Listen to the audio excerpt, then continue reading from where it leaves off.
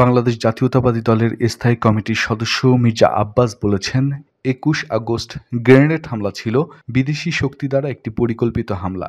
এই হামলায় কখনোই বিএনপি যুক্ত ছিল না। একটা বিদেশি শক্তি এই অপকর্ম করে দেশনেত্রী খালেদা জিয়া এবং বিএনপির ভারপ্রাপ্ত চেয়ারম্যান তারেক রহমানকে ফাঁসাতে চেয়েছিল। এমনকি একটি ভুল, মিথ্যা, সাজানো মামলা তৈরি করে সাজানো গল্পের উপর ভিত্তি করে সাজা দিয়েছিল।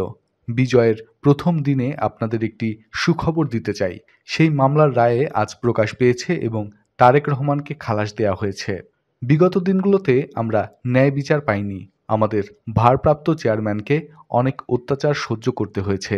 তিনি আমাদের মাঝে শুভেচ্ছান্তে ফিরে আসবে খুব তাড়াতাড়ি। এজন্যই আল্লাহ তাআলা তাকে সুস্থ রেখেছেন এবং খালাস দিয়েছেন।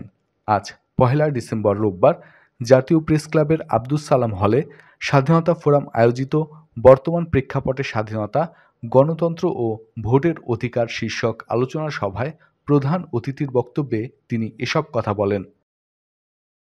এরকম আরও অনেক ভিডিও পেতে নিউজ এক্সপোজার টিভির সাথেই থাকুন।